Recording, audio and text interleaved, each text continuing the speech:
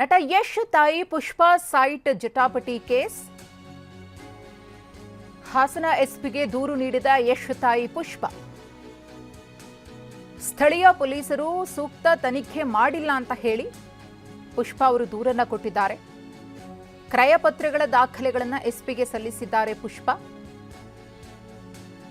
ಇನ್ನು ಪತ್ರಗಳನ್ನು ಸ್ವೀಕರಿಸಿದ್ದಾರೆ ಎಸ್ಪಿ ಅವರು. ದಾಖಲೆಯನ್ನ ನೋಡೋದಕ್ಕೆ ಸ್ವಲ್ಪ ಸಮಯವನ್ನ ಕೇಳಿದ್ದಾರೆ. ಸೈಟ್ ಬಳಿ ಗಲಾಟೆ ಮಾಡಿದ ಎಲ್ಲರ ವಿರುದ್ಧವೂ ಕೂಡ ದೂರು ಕೊಡಲಾಗಿದೆ. ಅಲ್ಲಾಗಿಲ್ಲ, 1.5 ತಿಂಗಳಾಯ್ತು. ಇಲ್ಲಿಗೆ ಬಂದಿದ್ದೀನಿ, ನೀವು ಇಲ್ಲಿ ಮಾಡಲೇಬೇಕು ಅಂತ ಹೇಳಿದ್ದೀನಿ ಅಷ್ಟೇ, ಇನ್ನೇನು ಇಲ್ಲ. ಈಗಲ್ಲ ಸೆಕ್ಯೂರಿಟಿ, ನಾನು ಕಾಂಪೌಂಡ್ ಹಾಕುವಾಗ ಸ್ಟೇ ಬಂದಾಗ ಕಾಂಪೌಂಡಿಗೆ ಕೊಡ್ತಾರೆ. ಈಗ ಬೇಡ ಸೆಕ್ಯೂರಿಟಿ ಅಲ್ಲ, ಬಟ್ ಮನೇಲಿ ಏನೇ ಹೆಚ್ಚು ಕಡಿಮೆ ಆದರೂ ನಿಮ್ಮ ಜವಾಬ್ದಾರಿ ಅಂತ ಹೇಳಿದ್ದೀನಿ. ಇವರೆಲ್ಲ ಬಂದು ಗಲಾಟೆ ಮಾಡಿದ್ದಾರೆ. ಎಲ್ಲರ ಮೇಲೂ ಕೊಟ್ಟಿದ್ದೀವಿ. ಯಾರ್ಯಾರು ಬಂದು ಗಲಾಟೆ ಮಾಡಿದ್ರು ಅವ್ರ ಮೇಲೆ, ನಟರಾಜು ಮೇಲೆ ಎಲ್ಲ ಕೊಟ್ಟಿದ್ದೀವಿ. ಮುಂದಿನ ದಿನಗಳಲ್ಲಿ ನಾನೆಲ್ಲ ಕ್ರಮ ತಗೋತೀನಿ, ನೋಡ್ತೀನಿ. ತಪ್ಪು ಯಾರ್ದಿದೆ ಅವ್ರಿಗೆ ನಾನು ಖಂಡಿತ ಆ್ಯಕ್ಷನ್ ತಗೋತೀನಿ ಅಂತ ಹೇಳಿದೆ. ನಾನು ಹೇಳಿದೆ, ಅಲ್ಲಿ ರಾಘವೇಂದ್ರ ಅವ್ರು ಮಾಡದೇ ಇರೋದ್ರಿಂದ ನಿಮ್ಮ ಹತ್ರ ಬಂದಿದ್ದೀವಿ, ಖಂಡಿತ ನಿಮ್ಮಿಂದ ನಮಗೆ ನ್ಯಾಯ ಬೇಕು ಅಂತ ಹೇಳಿದ್ದೀನಿ. ನಮ್ಮದು ಸೈಟು ನಮ್ದಲ್ಲ ಅಂದರೆ ನಿಮಗೆ ಕೊಡ್ತೀವಿ, ಸೈಟ್ ವಿಷಯ ಬೇಡ. ಇರೋ ಮನೆಗೆ ತೊಂದರೆ ಮಾಡಿದರೆ ಅದ್ರ ಬಗ್ಗೆ ಆ್ಯಕ್ಷನ್ ತಗೊಳ್ಳಿ. ಪ್ರತಿಯೊಂದು ನಮ್ಮ ಹತ್ರ ಏನಿದೆ ಎಲ್ಲನೂ ಕೊಟ್ಟಿದ್ದೀವಿ.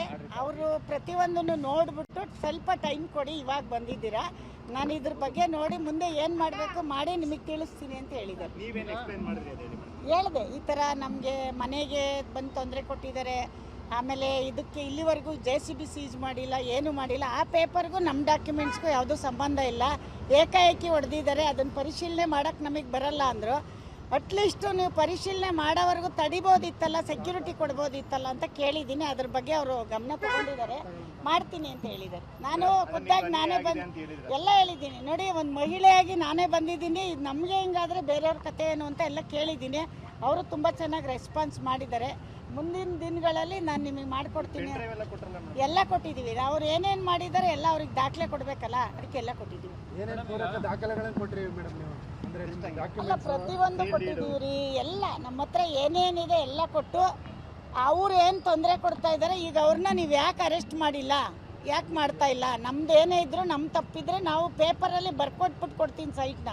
ಅವ್ರು ಏಕಾಏಕಿ ಬಂದು ಹೊಡೆದಿರೋದ್ರಿಂದ ನೀವು ಕೋರ್ಟ್ ಆಗೋವರೆಗೂ ನಮ್ಗಿರೋ ಮನೆಗೆ ಪ್ರಾಬ್ಲಮ್ ಮಾಡ್ತಾ ಇದ್ದಾರೆ.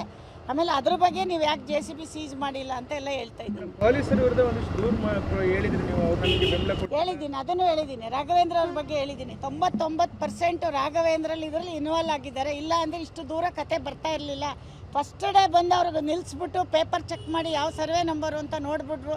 ಅಲ್ಲ, ಅಟ್ಲೀಸ್ಟು ಅವರು 1 ನಿಮಿಷ ನಿಲ್ಲಿಸಿ ಅಂದ್ಬಿಟ್ಟು ನಮ್ಮನ್ನು ಕರೆದಿದ್ರು ಆಗೋದು. ಏನೋ